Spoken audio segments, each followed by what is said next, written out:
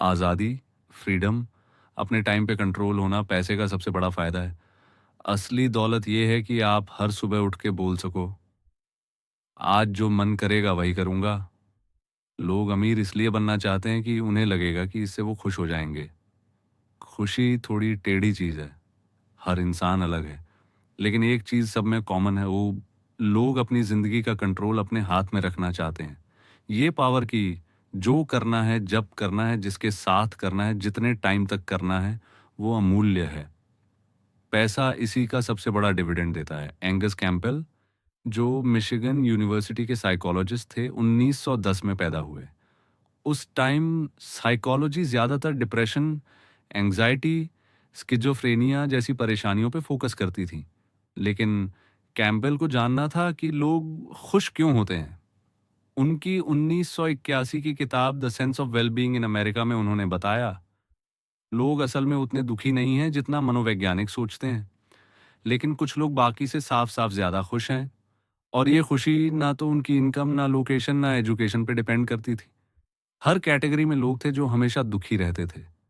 उन्होंने पाया कि सबसे बड़ा कॉमन फैक्टर था अपनी ज़िंदगी पे अपना कंट्रोल होना। ये आपकी सैलरी, घर के साइज़ या जॉब की शान से भी ज़्यादा ज़रूरी है। पैसे की असली वैल्यू हम और ये मैं बढ़ा-चढ़ा के नहीं बोल रहा, ये है कि वो आपको अपने टाइम का कंट्रोल देता है। धीरे-धीरे अपनी इंडिपेंडेंस बनाना, ताकि बिना खर्च किए हुए पैसे आपको ये ताकत दें कि आप कब, क्या और कैसे करना चाहते हो, उसका फैसला आप करो। थोड़ा पैसा मतलब बीमार पड़ो तो कुछ दिन की छुट्टी ले सको बिना कंगाल हुए। थोड़ा और पैसा मतलब जॉब छूटने के बाद पहली मिली जॉब पकड़ने की मजबूरी ना हो, अच्छी वाली आने का इंतज़ार कर सको। 6 महीने का इमरजेंसी फंड मतलब। बॉस से डरने की ज़रूरत नहीं, क्योंकि अगर नौकरी छोड़नी पड़ी तो ज़िंदगी बर्बाद नहीं होगी। और ज़्यादा पैसा मतलब कम सैलरी वाली लेकिन फ्लेक्सिबल जॉब लेना, कम ट्रैवल वाली लेना, या मेडिकल इमरजेंसी में बिना पैसों की टेंशन के निपटना। और सबसे बड़ा, जब चाहो रिटायर होना, ना कि जब मजबूरी में होना पड़े। पैसे से टाइम और ऑप्शन खरीदना ऐसे लाइफ़स्टाइल का फ़ायदा है जिससे कोई लग्ज़री आइटम मुकाबला नहीं कर सकता। ना, कॉलेज में मैं इन्वेस्टमेंट बैंकर बनना चाहता था, बस एक वजह, वो लोग बहुत पैसा कमाते हैं। मुझे पक्का लगता था कि इतना पैसा मिलते ही मैं खुश हो जाऊँगा। जूनियर ईयर में एलए में एक इन्वेस्टमेंट बैंक में इंटर्नशिप मिल गई। सोचा करियर की लॉटरी लग गई। पहले ही दिन समझ आ गया कि ये लोग इतना पैसा क्यों कमाते हैं। ये लोग इंसान से भी ज़्यादा घंटे काम करते हैं। मिडनाइट से पहले घर जाना लग्ज़री माना जाता था और ऑफ़िस में कहा जाता था, शनिवार को नहीं आए, तो रविवार को आने की ज़रूरत नहीं। जॉब इंटरेस्टिंग थी, पैसा अच्छा था और खुद को इम्पोर्टेंट महसूस होता था, लेकिन हर सेकंड बॉस के कंट्रोल में था। और यही इसे मेरी लाइफ का सबसे ख़राब तजुर्बा बना रहा था। 4 महीने की इंटर्नशिप थी, मैं 1 महीने में ही भाग गया। सबसे बुरी बात ये थी कि मुझे काम पसंद था और मेहनत करने में मज़ा आता था। लेकिन अगर आप पसंद का काम भी ऐसे शेड्यूल में करो जो आपके बस में ना हो, तो वो नफ़रत वाले काम जैसा ही लगता है। इस फीलिंग का नाम है रिएक्टेंस। यूनिवर्सिटी ऑफ पेंसिल्वेनिया के मार्केटिंग प्रोफेसर जोना बर्गर ने इसे ऐसे समझाया, लोग चाहते हैं कि ड्राइवर सीट पर वो खुद हों। अगर आप उन्हें मजबूर करोगे तो उन्हें लगेगा कि कंट्रोल छिन गया। भले ही वो पहले तैयार थे, वो मना कर देंगे या कुछ और करेंगे। जब आप इस सच्चाई को मान लेते हो तब समझ आता है कि पैसे को ऐसे लाइफ के लिए इस्तेमाल करना जो आपको फुल कंट्रोल दे, ये सबसे बड़ा रिटर्न है। डेरिक सिवर्स, एक सफल एंटरप्रेन्योर, ने एक बार अपने दोस्त को बताया कि वो कैसे अमीर बने। मेरी एक जॉब थी मिड टाउन मैनहट्टन में, $20,000 सालाना, यानी मिनिमम वेज के आसपास। ना बाहर खाना, ना टैक्सी। महीने का खर्च $1,000, कमाई $1,800। 2 साल में $12,000 बचा लिया। मैं तब 22 साल का था। इतना पैसा होते ही मैंने जॉब छोड़ दी और फुल टाइम म्यूजिशियन बन गया। कुछ गिग्स करके अपना खर्च चला सकता था, तो मैं फ्री हो गया। 1 महीने बाद जॉब छोड़ दी और फिर कभी नौकरी नहीं की। दोस्त ने पूछा, अरे लेकिन जब तुमने कंपनी बेची तब? सिवर्स बोले, नहीं, उससे लाइफ में इतना फर्क नहीं पड़ा।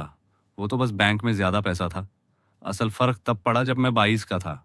अमेरिका की अमीरी और टाइम का नुकसान अमेरिका दुनिया के इतिहास का सबसे अमीर देश है, लेकिन सबूत बहुत कम है कि वहाँ के लोग आज औसतन पहले से ज़्यादा खुश हैं।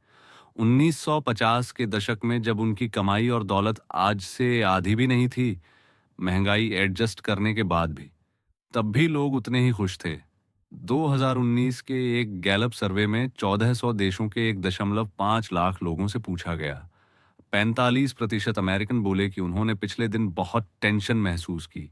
दुनिया का एवरेज था 39%। 55% अमेरिकन बोले कि उन्होंने बहुत स्ट्रेस महसूस किया। बाकी दुनिया में ये नंबर सिर्फ 35% था। हुआ ये कि हमने अपनी बढ़ी हुई दौलत से बड़ी बड़ी और महंगी चीज़ें खरीदी, लेकिन उसी के साथ अपने टाइम का कंट्रोल खो दिया। बेहतर से बेहतर चीज़ें आ गईं, लेकिन टाइम पर पकड़ कम हो गई, और ये दोनों चीज़ें मिलकर एक दूसरे को काट देती हैं। 1955 में मीडियन फैमिली इनकम महंगाई एडजस्ट $29,000 थी।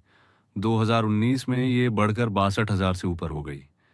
इस पैसे से हम आज वो लाइफ जीते हैं जो 1950 के अमेरिकन के लिए सोच पाना भी मुश्किल था। मीडियन अमेरिकन का घर 1950 में 983 स्क्वायर फीट था। 2018 में ये 2,436 स्क्वायर फीट हो गया। अब तो औसत नए घर में लोगों से ज़्यादा बाथरूम होते हैं। कारें तेज़ और इकोनॉमिकल हैं, टीवी सस्ते और शार्प हैं, लेकिन टाइम का क्या? वो तो लगभग वहीं का वहीं है, बल्कि कुछ मामलों में बदतर हो गया। इसकी बड़ी वजह है आजकल की जॉब्स। रॉकफेलर का राज, जॉन डी रॉकफेलर दुनिया के सबसे बड़े बिजनेसमैन में से एक थे, लेकिन वो ज़्यादा लोगों से मिलते जुलते नहीं थे। ज़्यादातर टाइम अकेले रहते थे, कम बोलते थे, खुद को मुश्किल से ही लोगों तक पहुंचने देते थे। एक बार उनके रिफाइनरी वर्कर ने कहा, वो बाकी सबको बोलने देते हैं, खुद पीछे बैठकर कुछ नहीं कहते। मीटिंग में उनके चुप रहने पर पूछा गया तो वो एक पोएम सुनाते थे। एक बुद्धिमान बूढ़ा बटखरा एक बांस के नीचे रहता था। जितना ज्यादा देखता था उतना कम बोलता था, जितना कम बोलता था उतना ज्यादा सुनता था। क्यों नहीं हम सभी उस बुद्धिमान बूढ़े बटखरे की तरह होते? रॉकफेलर अलग किस्म के इंसान थे, लेकिन उन्होंने वो चीज समझ ली जो आज करोड़ों लोगों की जॉब पर लागू होती है। उनका काम कुएं खोदना, ट्रेन लोड करना या बैरल उठाना नहीं था। उनका काम था सोचना और सही फैसले लेना। उनका असली प्रोडक्ट जो वो बेचते थे, हाथ से किया काम या बोले गए शब्द नहीं थे, बल्कि उनके दिमाग में निकले आइडिया और डिसीजन थे। इसीलिए वो अपना ज्यादातर टाइम और एनर्जी दिमागी काम में लगाते थे। दिखने में भले लगता हो कि वो फ्री बैठे हैं, लेकिन दिमाग में वो हमेशा काम कर रहे होते थे। उनके जमाने में ये चीज यूनिक थी। तब ज्यादातर जॉब्स में हाथ से काम करना पड़ता था। 1970 में 46% जॉब्स खेती में, 35% मैन्युफैक्चरिंग या क्राफ्ट्स में थीं। कम ही प्रोफेशन ऐसे थे जो दिमाग पर आधारित हों। आज के टाइम में उल्टा हो गया है। आज 38% जॉब्स मैनेजर, ऑफिशियल और प्रोफेशनल कैटेगरी की है, यानी डिसीजन लेने वाली जॉब्स। और 41% सर्विस जॉब्स हैं जो उतना ही सोचने पर निर्भर हैं जितना करने पर। मतलब अब हम में से ज़्यादा लोग रॉकफेलर टाइप जॉब्स कर रहे हैं, ना कि 1950 वाले फैक्ट्री वर्कर टाइप। और इसका मतलब ये है कि हमारा काम ऑफिस से निकलते ही ख़त्म नहीं होता। हमारा दिमाग 24 घंटे 7 दिन वर्क मोड में रहता है। अगर आप कार असेंबली लाइन पर काम करते हो तो फैक्ट्री से निकलते ही काम ख़त्म। लेकिन अगर आप मार्केटिंग कैंपेन बना रहे हो तो आपका टूल है आपका दिमाग, जो कभी साथ नहीं छोड़ता। ऑफिस टाइम से बाहर भी आप सोचते रहते हो। कम्यूट में, डिनर बनाते वक्त, बच्चों को सुलाते वक्त, यहाँ तक कि रात 3 बजे उठकर भी उसी प्रोजेक्ट का स्ट्रेस लेते हो। घंटे भले कम हो, लेकिन फील ऐसे आता है जैसे 24 घंटे काम पर हो। डेरेक थॉमसन ने दी अटलांटिक में लिखा, अगर 21वीं सदी का टूल एक पोर्टेबल डिवाइस है तो आज की फैक्ट्री कोई जगह नहीं है, बल्कि पूरा दिन है। लैपटॉप और स्मार्टफोन ने ऑफिस की प्रोडक्टिविटी टूल्स को फ्री कर दिया है। अब नॉलेज वर्कर 2 बजे ऑफिस में जितना काम कर सकता है, उतना ही 2 बजे रात को टोक्यो के वीवर्क या सोफे पर बैठकर भी कर सकता है। पिछली पीढ़ियों के मुकाबले हमारे टाइम पर कंट्रोल कम हुआ है, और चूंकि टाइम पर कंट्रोल खुशी का सबसे बड़ा फैक्टर है, इसलिए अमीर होने के बावजूद खुशी उतनी नहीं बढ़ी। सीख बूढ़ों से कार्ल पिलमर ने 30 लेसन्स फॉर लिविंग में 1000 बुजुर्ग अमेरिकन से पूछा, जिंदगी का सबसे बड़ा सबक क्या है? किसी ने भी, ना एक ने भी, ये नहीं कहा कि खुश रहने के लिए जितना हो सके उतना पैसा कमाओ ताकि वो चीजें खरीद सको जो तुम चाहते हो। किसी ने भी नहीं कहा कि खुश रहने के लिए पड़ोसियों से अमीर होना जरूरी है और उनसे ज्यादा हो तो ही असली सफलता है। किसी ने भी नहीं कहा कि काम का चुनाव सिर्फ इस हिसाब से करो कि आगे कितनी कमाई होगी।